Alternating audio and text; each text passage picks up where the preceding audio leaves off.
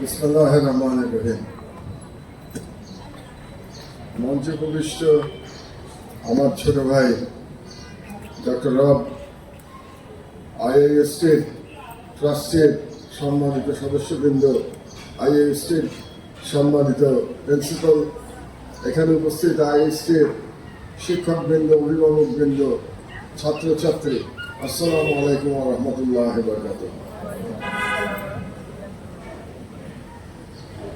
আমি এখানে মূলত আসি এই ধরনের অনুষ্ঠানে আপনাদের কাছ থেকে জানবার জন্য, বিশেষ করে তরুণ প্রজন্মের কাছ থেকে জানবার জন্য যে তারা বাংলাদেশকে কি দেখতে চায়, এই দেশ, রাষ্ট্র, সমাজ ব্যবস্থায় তাদের স্বপ্ন আকাঙ্ক্ষাটা কি, এটা জানার চেষ্টা করি। একজন পত্রিকার একজন সম্পাদক হিসেবে, তারপর একজন লেখক হিসাবে এগুলো জানা খুব গুরুত্বপূর্ণ। কারণ এগুলো না জানলে আমি যেটা লিখবো সেটা বাস্তবতা বিবর্চিত হবে। কাজেই আমার প্রধান উদ্দেশ্য থাকে এই ধরনের অনুষ্ঠানে শেখার, বক্তৃতা দেওয়ার জন্য আসলে আমি আসি না। তবে যেহেতু একটা রেওয়াজ আছে, আপনারা আমন্ত্রণ জানিয়েছেন কিছু কথা বলবার জন্য, এই জন্য অতি সংক্ষেপে দু চারটি কথা বলতে চাই। আপনাদের এই আয়োজনটি খুব চমৎকার, যে কালচারাল প্রোগ্রাম যেটা করেছেন।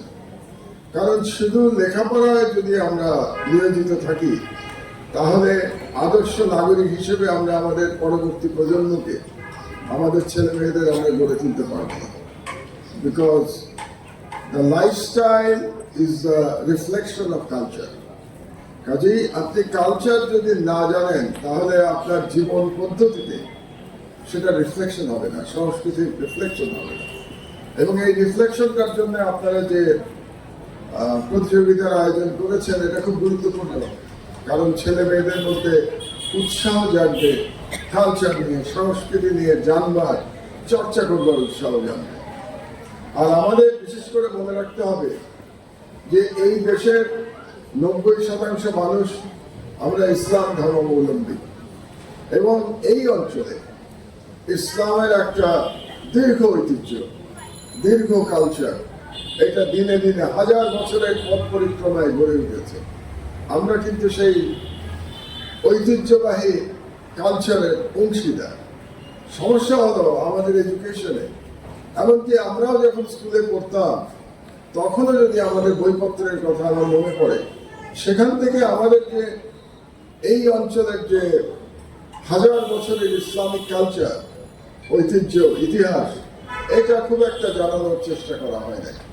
আমার মনে পড়ে না আমাদের স্কুলের বইপত্রে আমরা সেই 12 শতকের কিংবা 13 শতকের স্বাধীন সুলতানি আমল সম্পর্কে খুব বেশি কিছু জানতাম, পড়ানো হয় না স্কুলে। আমরা বড়জোর মোগল বাদশাদের গল্প জানতাম, কিন্তু মোগল বাদশারা ঠিক এই অঞ্চলের কিন্তু ছিলেন না। মোগল বাদশাদের সেন্টার ছিল দিল্লি। এখানে তারা শাসক পাঠাতেন, গভর্নর পাঠাতেন, তারা শাসন করতেন। তারা কিন্তু এই অঞ্চলের ছিলেন না।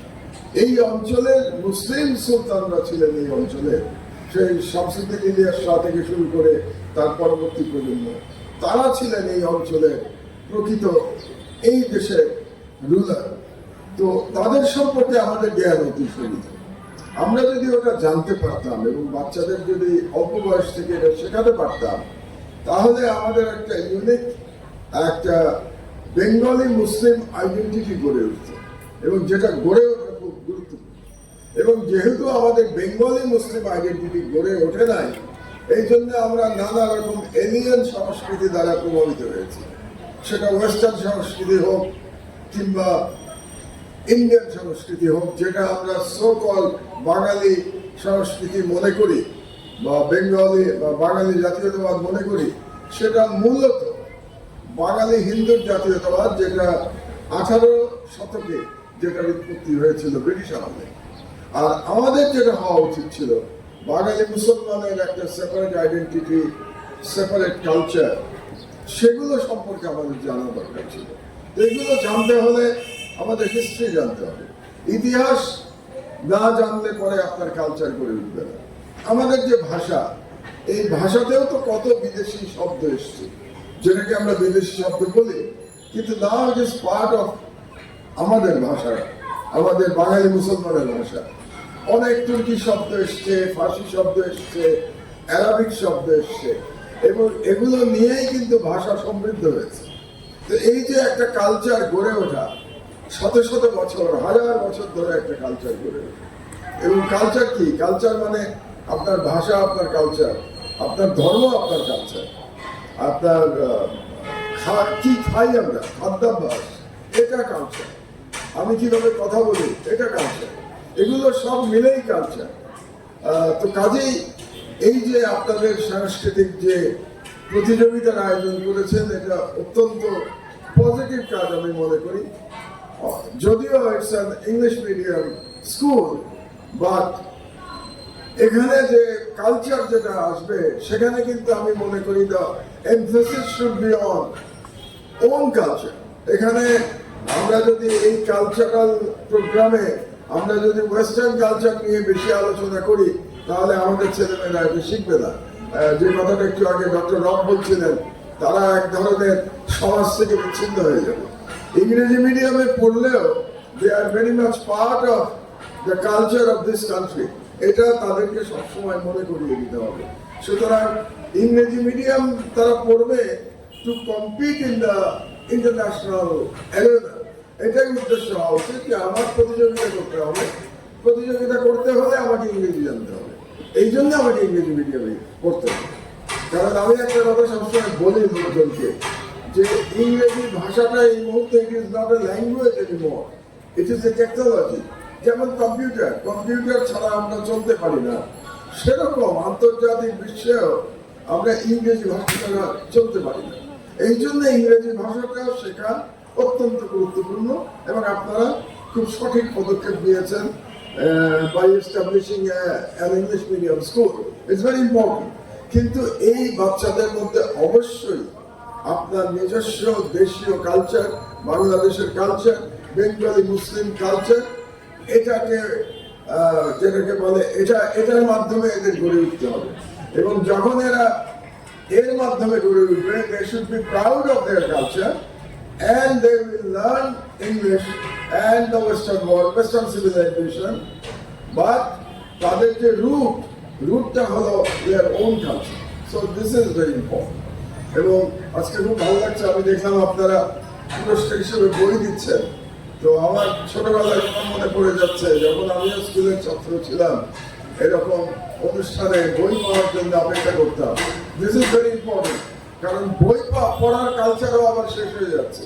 এখন আমরা ল্যাপটপের মধ্যে বই পড়ি।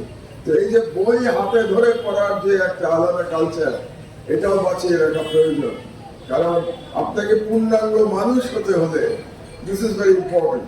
আর এই সমস্ত বই না পড়লে ইমোশন ডেভেলপ করে না, ইমোশন ডেভেলপ করাও খুবই গুরুত্বপূর্ণ। তো আমার বক্তব্য আমি দীর্ঘায়িত করবো না। আজকে এই যে বাচ্চাদের দেখছি, they are the future of this country, এবং তাদেরকে গড়ে তোলার জন্য এখানকার টিচারদের I commend them, because you have taken a very valuable responsibility. তো এদেরকে গড়ে তোলার জন্য আপনারা টিচাররা দায়িত্ব নিয়েছেন, অ্যান্ড গার্জিয়ানরা তো অবশ্যই। কারণ আমাদের বাড়ি হচ্ছে, এটা হচ্ছে সবচেয়ে ইম্পর্টেন্ট স্কুল। বাড়ির থেকে যদি আমরা না শিখি, তাহলে শুধু স্কুলে এসে আমরা শিখবো না। তো আমি মনে করি এই যদিও আপনারা যে প্রয়াসটি নিয়েছেন অত্যন্ত গুরুত্বপূর্ণ, এবং আমি এখানে আসতে পেরে আমি খুশি হয়েছি, আনন্দিত হয়েছি। এবং এই বাচ্চাদের দেখে আমরা তো এখন বলতে গেলে আমরা পরন্ত জেনারেশন, আমাদের তো যাওয়ার সময় হয়ে যাচ্ছে, and they are the incoming generation. আমি এদের সবার সাফল্য কামনা করি, উজ্জ্বল ভবিষ্যৎ কামনা করি, and আল্লাহ সুবহানাহু ওয়া তাআলা bless them. আল্লাহ হাফেজ। বাংলাদেশ।